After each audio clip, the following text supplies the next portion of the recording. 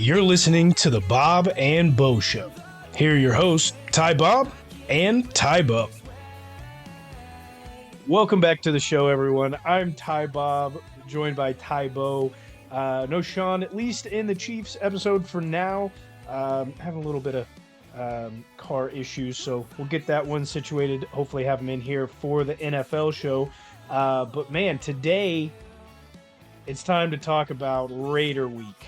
Or should I say Faider Week? Faider Week. Faider Week. Fade the Faders. Always fade them, except for when they play the Broncos, because the Broncos are awful, as we're seeing tonight on Thursday Night Football. Both these teams are trying to just not win. It's ugly. It's bad. Russ is definitely going to culinary school. But there's another guy who definitely needs to go to culinary school, or at least learn to be able to microwave food that's pre-made, and that'd be Derek Carr. He's a little bit better than his brother, but man's like still trying to figure out the buttons on the microwave. It doesn't quite work. Has Hunter Renfrow been involved at all this year? Like, he got a little bit of a paycheck in the offseason. Like, where is he? I think he's got like 6 receptions. Maybe. Nice. But like they paid Darren Waller too, and nothing. It's been subpar for him. The surgence of Devontae Adams, he's taking up 90% of the share, I guess. Oh no, I'm sorry. It's not Devontae Adams. It's Max Hollins. Max Hollins is Mac Hollins. Max. What? Like, it's not like he's very good anyways, because they're 1-3. But what are they? I don't know. Here, we'll take a little bit off your mind as we go back into history. I believe Tybo has got a historic top 5 for us today. Yeah, the Chiefs and the Raiders have been known to exchange players from time to time. Maybe not as often as trading players back and forth, but when one team lets somebody go, the other team's got their eye on it. It's happened throughout our whole franchise history.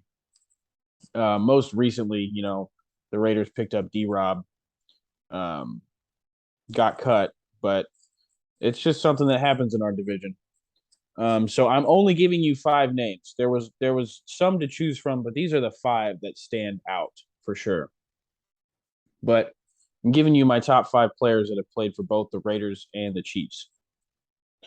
And starting out hot at number 5, I got the Spider-Man, Andre Rison. He played for about 11 different teams in his career. Best known for time in Atlanta. But he did have a 1,000-yard receiving season in one of the 3 seasons he played with us in the 90s. He was kind of a fuck up outside of football. Not the greatest dude, but a pretty good player. He got the nickname Spider-Man in Kansas City because he said it was like a positive figure for kids to look up to, and he didn't want to be seen as a headache. But I don't know all the specifics, but I know he had plenty of outside of football problems. But the Spider-Man comes in at number 5. Number 4, we got a quarterback, Rich Gannon. Not as good for us as he was with the Raiders. We also beat him up pretty good his last years with the Raiders. But he was a decent quarterback. He was a serviceable quarterback. Got the Raiders to the Super Bowl when they played the Bucks. And they had the number 1 offense that season. Had a lot to do with Rich. But didn't have, other than that, not a huge notable career. Didn't do much with us. But he makes number 4. Number 3. Now, deciding between 2 and 3 was very difficult for me, but I have Derek Johnson at number 3. I don't think his stint with the Raiders was very significant or very long, but he's our all-time leading tackler. He will go in our Ring of Honor. Probably not into the NFL Hall of Fame, but if he played on a team that got rings, you bet your ass he'd be a Hall of Famer. Derek Johnson was a hell of a talent for us at linebacker. He was fun to watch when he played with Eric Berry. Both of them kind of carried the same kind of attitude. They would, both of them could blow up a screen and tackle the running back, like just split two offensive linemen. It was great. Great defense to watch. But number 2 on the list goes a little further back, but also a defensive player. This is cornerback Albert Lewis. Albert played most of the 80s with us, moved on to the Raiders later on in his career. Didn't have the same kind of stats in Oakland as he did with us. He had 39 interceptions during his time played in Kansas City. He ended his career with 42. He is in our Ring of Honor. At our 25-year anniversary, he was named to the Chiefs All-Team. And in 2008, him and teammate Kevin Ross were named to NFL's top 10 cornerback tandems. So that just speaks to the level of play he was bringing back in the day. My was a big fan of that secondary that included Albert Lewis, Kevin Ross, Deron Cherry. But Albert Lewis was great. So that's why he just edged out Derek Johnson for number 2. And number 1 should be obvious to a lot of Chiefs fans. Marcus Allen, Hall of Famer, had some pretty good years with Montana here in Kansas City. His first year after being picked up by us, he led the AFC in rushing touchdowns. It was only 12 that year. But he also got comeback player of the year. And his record against the Raiders with his time in Kansas City was 9-1. So he was fired up to play against his old team, because I feel like what I was reading that he said the Raiders just kind of gave up on him. They let him go in free agency, and we picked him up. So, well, that's my top 5 players to play for both the Raiders and the Chiefs. It's a fantastic move by the Raiders to just let Marcus Allen go. It was a shocking move to see Derek Johnson go to the Raiders after his long stint. I will say, yeah, he's going to be in the Hall of Fame. It's not You like think? walk in. It's not going to be a first ballot type of thing, but before the end of his availability to get into, he will be a Hall of Famer. He will have a gold jacket. I He's kind not of like feel the same way about him going to the Raiders as I did when Jamal went to the Broncos. it was kind of like I don't know. I was upset when it happened, but when I realized like, oh, these guys are just trying to get one final check before they Yeah. get bounced out of there. They're clearly not going to be playing very long. Jamal lasted 5 games, 6 games in Denver and then was done. Yeah. I think DJ made it like almost an entire season and then was out. Do Um, we know? I know Jamal came back and signed a 1-day contract with us. Do we know if DJ did that? Jamal definitely did. I don't think DJ did. Um, I don't believe that well, maybe he did the same. You know what? I take that back. I think he did the same exact day that Jamal did. I think it was a combined collaborative effort between Was it? DJ and the Okay. Chiefs and Jamal. Um, um, that was a really special day. I remember everybody hyping that whole thing up. And it's weird. I mean, between like division rivals, you wouldn't expect players, especially of the caliber of like Marcus Allen or Albert Lewis, Rich Gannon, to be able to go back and forth um, so freely. Obviously, not via trade, but that players would want to do so after kind of the animosity that there has been, maybe not today, but over the history of the two franchises. Well, I mean, at the end of the day, it's a business. So wherever they're going to find a check, playing Sure. time, whatever it is they're really after, they're going to go there. Since it is the first Faider game of the season, as Tybo just so eloquently explained through the players, the teams themselves have a fantastic history when it comes to on field play. One of We have the a fantastic history against them. Well, that is true. If I remember correctly, the Chiefs lead the all-time games 70 to 54 and 2. 70 wins, 54 losses, 2 ties. Most recently, I don't believe that we've lost a game to the Raiders in 9 outings. The If last one I that they won was the one they did their victory lap. Oh, that's right. So it not has not been 9 outings. John Gruden was there. That's been 3, 4. I want to say that was 2019. I thought math. It doesn't Um, matter. It does yeah. not matter. Either way, the last couple wins have been massive. My most favorable or favorite memory of playing the Raiders, that I can see clear as day is Jamal's 5 touchdown game, which none of them came on the ground. All of them came through the air. They were all halfback screens. So it should have been like he was running the ball anyways, because he started behind the line of scrimmage. But that we just ran over them and continued to do it. Uh, and it was one of the most beautiful constructed masterpieces on field that I had ever seen by the Chiefs at that time. Yeah, and just the history goes back. We have like the winning record. I feel like I haven't looked at them in a while, but I think it's the gap is pretty large for the Raiders. Like we've had the upper hand in that matchup almost our whole history. Um, but a couple of games that I remember and I want to point out, 2003. Um, it was our 13-3 season. We started off the year hot. We were 6-0 going into this game. We left it 7-0. Priest Holmes went off, and but it was a classic Chiefs win because it had to come down to the final second and even the final yard. Um, the Raiders had some guy named Tuiasosopo as their quarterback. Rich Gannon had a fumble and an interception and left the game. They went with Tuiasosopo.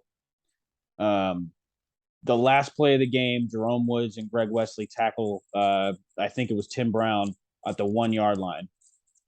So we almost lost that game, but hung on by the skin of our teeth. And then a more sentimental one, in 2005, Trent Green had like lost his dad either the week before or earlier that week, and he still decided to play. I remember thinking in my head, like, people normally take some time off for that or whatever. Like as a child, I was like I really felt for the guy. But we won it in dramatic fashion. Larry Johnson, a la Priest Holmes, jumped over Will Shields and Casey Wegman at the goal line to get a touchdown at the end of the game. We had the chance to kick a field goal, taking it to overtime, but Dick Vermeil said, "Give it to Larry," and he went over the top, and we won the game. So another last second close win in true Chiefs fashion. But those two games, I was young to watch, but it was part of the stuff that made me fall in love with the Chiefs. Tybo, you've talked a lot about you guys have had season tickets your entire life. What is the environment? I don't know if you've been to a Raider home game. I definitely have not. The Chiefs Stadium is the only stadium I've been to. What is the environment like in a Chiefs versus Faders game versus any other game, whether it be a in division rivalry or anything else?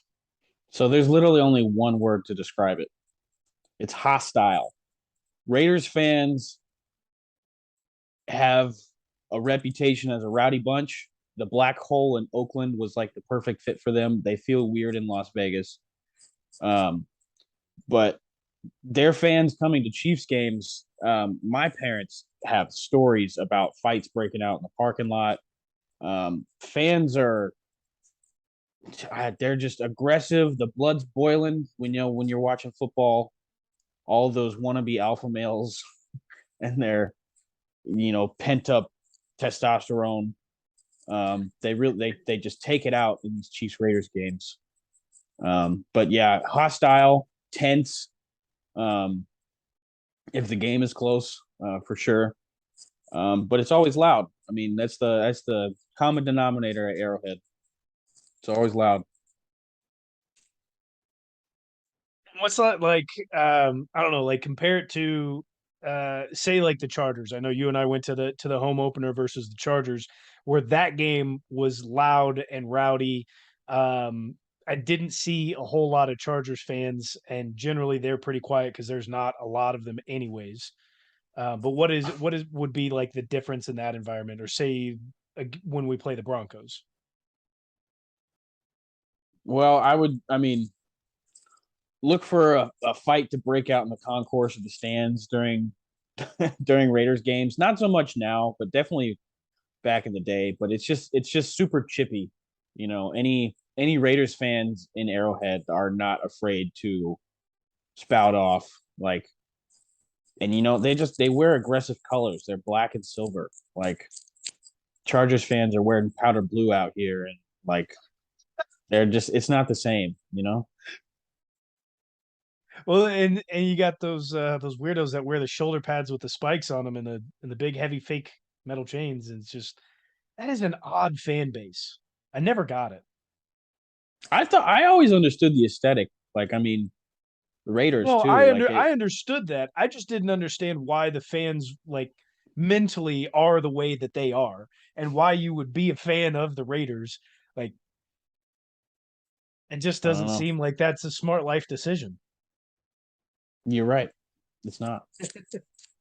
Well, there's many not smart life decisions that are going on. Devonte Adams has made a not smart life decision.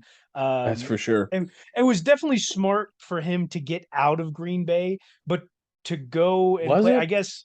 Was it? I mean, he could have came to Kansas City. He could have went to.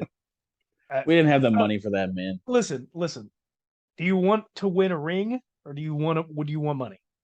He chose He money, wants and he that's wants to fine. go he wants to go play with his pal, Well, he's going to continue his to friend. lose with his little friend, Yeah, and that's he is. wears the eyeliner, and is going to be out of the team within a couple of years if he continues to play like that, because they've just moved to Vegas.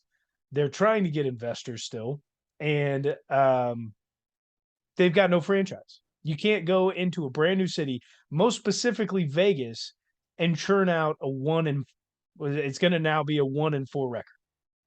I'm calling it already. Chiefs win. Shocker. They're coming into Arrowhead. These like it's not a cult situation. Like it's a division rivalry. The players don't have a problem getting up and taking these games seriously. Yeah, They're they're gonna get bruised. They're gonna. I mean, before this last year, I would have said they usually play us tough, but they're trending downwards against us, and it was already poor. So I've been seeing a lot on Twitter, and I even was talking to some friends, and they were all like, "Yeah, we've been hearing that this is a trap game, or people are calling this a trap game." Like, number one, this can't be a trap game. This is in division. It can't be a trap game. We play them 2 times a year. They know it. The games are always generally very tough, like you said, Tybo. But number two, trap games come out of the division by teams that are bad, that we generally don't play, that we generally don't have film on, such as the Colts, who have a I new mean, quarterback. NFL And fans, Chiefs fans are so fickle and wishy washy. They're gonna say any bad team or any team with a losing record that we're gonna play is a trap game. So it just can't be a trap game. And it's a it's not. division. Expect it to be a good. You always expect it to be a good game, even if the teams are bad. Like, look, it's They'll interdivision make now. some plays. Some stuff will happen, but um, I like this Raiders team is bad. There's no way to sugarcoat it. You bring in a new head coach, and there's a lot of things that facilitate how poor this team is organizationally. Because it's not the team that's bad because the players are bad. The team is bad because the organization is bad. You've gone through 3 GMs in the matter of, I believe, 6 years. You're on your third or fourth head coach in just as many years, with one who has failed. Now, give him a little bit of time. We'll see if he changes, but failed at the Broncos. You let one of the league's best centers in Rodney Hudson go, who played for the Chiefs and the Raiders. Um, you have allowed or you cut a former first round pick, just last year's a first round pick who's an offensive lineman. You owe him that money. It's sitting on the books. Like, there are continuous bad organizational practices. You bring in people with bad attitudes. You don't push the subject or keep people accountable in that organization to be better year in and year out. Um, You think and they were that trying to just stay on brand by bringing in Josh McDaniels?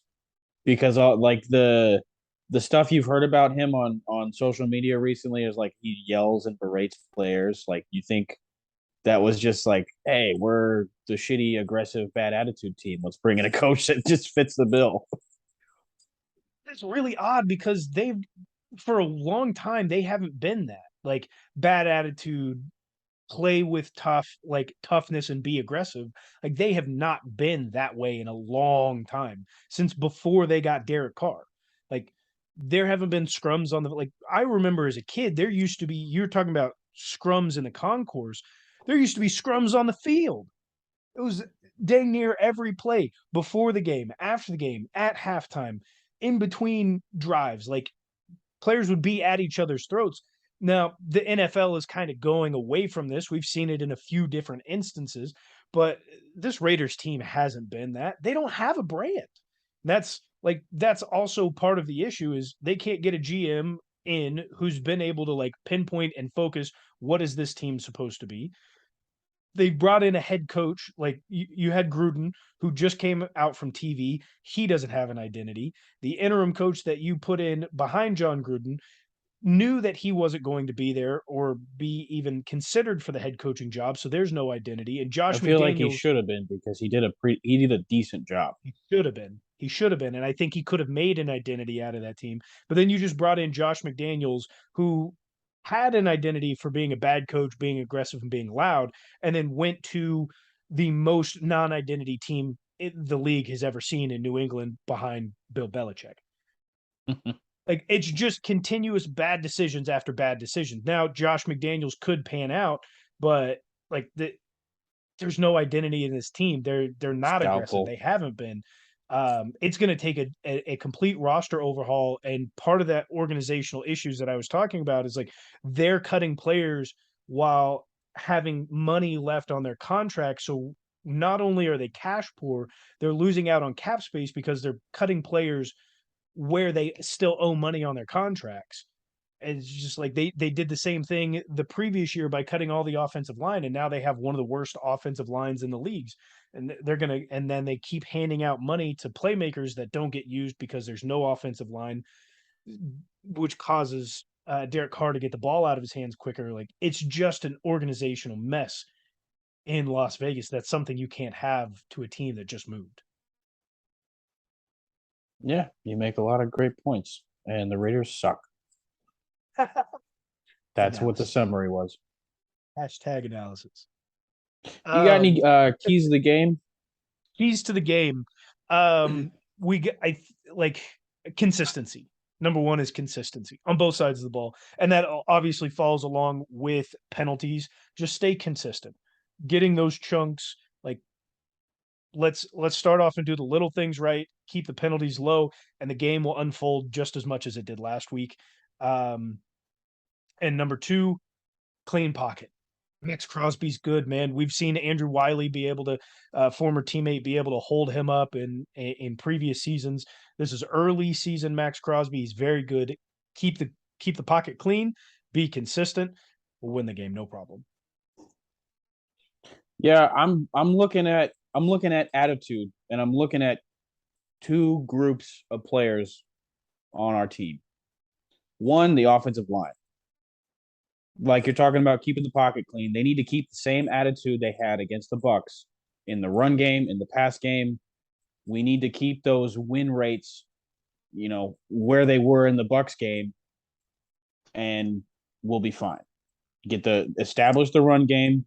I mean, we can beat a dead horse if we want to, but that offensive line's attitude really showed in the Bucks game. That Shaq. We don't have anybody like Shaq Barrett saying that the Chiefs' offensive line looks the same as they did in the Super Bowl, but it's a division game. We need to keep that same type of mentality. And the other group of players is the whole defense. The Raiders have weapons. Josh Jacobs is good. Darren Waller can go off. They have Devontae Adams. And Hunter Renfrow, while he's only got 6 catches or whatever, everybody says he can run a nice route. Don't forget Mac Hollins, dude. Sure. They're deep.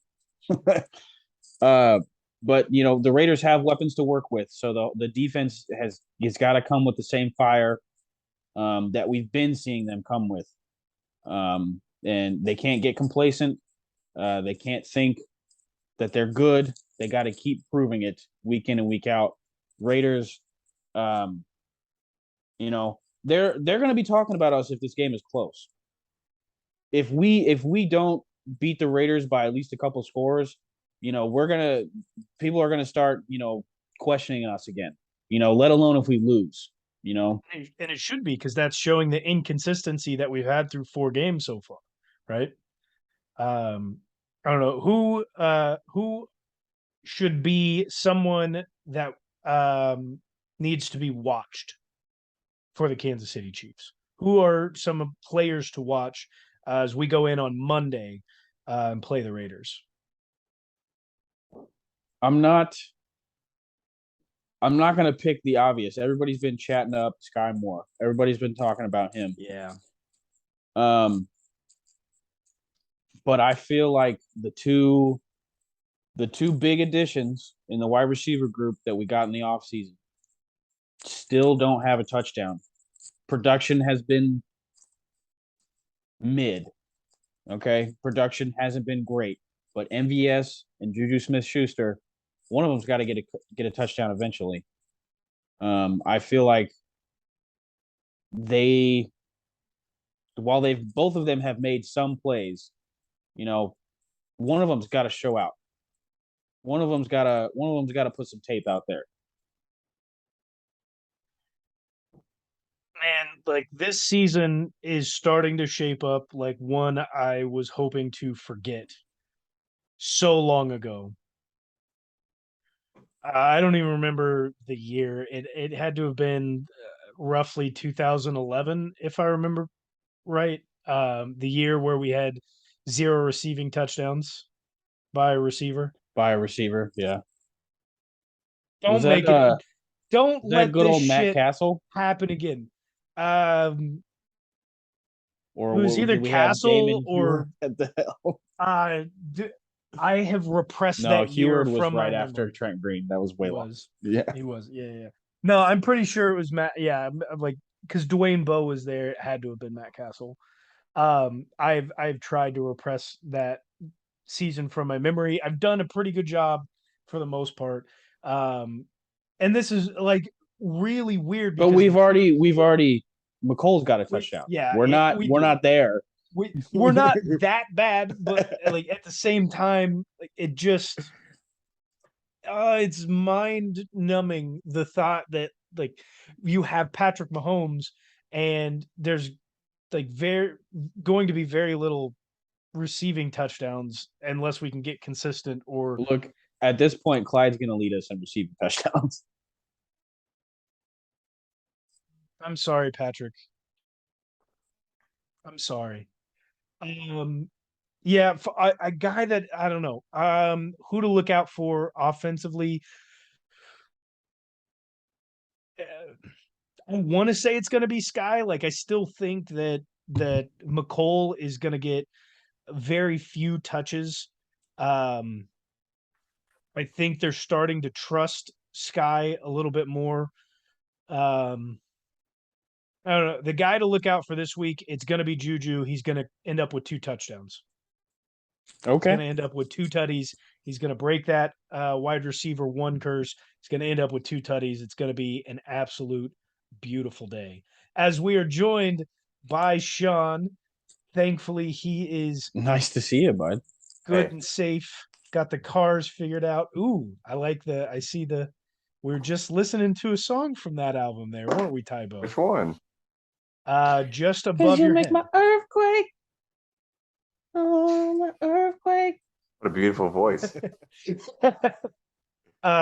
Do you, Sean, have a um keys to the game and a player to watch for us? Ooh, keys to the game. Come to play. It's the Raiders. That's all it is. There's Redundant. nothing more than that. Right there. Players to watch. Let's go Rashad Fenton. He's been targeted a lot lately, and it's been against their best wide receiver usually. So let's see if he can actually come to play a little bit, not get all the pass interference calls he's been getting. So let's see if he's ready to go. I don't think he keeps. I think his snap share goes down by the end of the season. When McDuffie comes back, I don't see Fenton sees the field very often. No. I mean, he has good numbers, but it's just all ends up in pass interference. Usually. And Jalen Watson is trending up with his amount of snaps. So it's safe to say that even though Rashad is currently getting close to 100% of the snap share on defense, that will trend down as we get some rotation in. Fenton's in a little bit of a hot seat, like a veteran guy that's, for the most part, getting outshone by rookies. That's a given, though. Like he is perennially a backup depth DB who comes in and just is serviceable, does a fantastic job when asked to. Hey, early in his career, I used to hate that guy. I think a lot of people did, but nobody hated him as much as we all hated Philip Games or Steven Nelson. You're welcome for those repressed memories. I like Steve Nelson's better than Philip Games. Not by Steve Nelson got himself a starting job after he left the Chiefs. At some really bad places. Listen, you got yourself a starting job. Kudos to you. It was also bottom 4 defense in the NFL every year that you played there. So congratulations for that too. Yeah, that happens. Is there anything else that you guys would like to cover for this Chiefs Faders week on Monday? We covered a lot. Sean, you got any last minute thoughts? Just come prepared to play. Know it's the Raiders. Know that they're going to choke it somehow. Josh McDaniels is not the best coach. Come ready to play. Don't treat it like the Colts. And Sean successfully restated everything that we just said. Just make sure. Just so you guys, if you weren't listening, right, I got it all covered for you here. They wanted to listen to you, Sean. That's who they came. That's what they come here for. They come here for. Well, let's get these pick'ems and scores in. The Las Vegas Raiders headed into Arrowhead Stadium, taking on the Chiefs. Tybo will be there. Chiefs are a 7-point favorite by a sports book that shall not be named.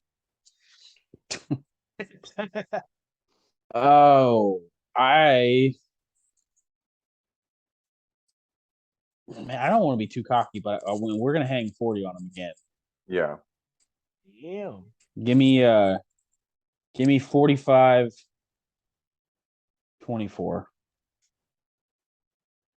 All right. Okay. I'm gonna stick with the same number for us. 45-17. Boys, this is not The Price is Right. All right, it's not who goes closest without going over. I am also easily going to pick the Chiefs and will give us a score of 38-12. All field goals. All field goals. All field goals because the Raiders are bad and they deserve to be bad. Sebastian Janikowski still kicking for him? No. You may hear that The name come GOAT. up. The GOAT kickers. Like him a lot. Make sure to check us out on YouTube and on Twitter at Bob and Bo Show. Hit subscribe, leave us a comment. Let us know more top fives that you would like Tybo to do or fantasy football players for Sean to do some research on. Make sure to check out the fantasy football tips and tricks in our next episode for NFL pregame. And as always, go Chiefs. Go Chiefs. Chiefs!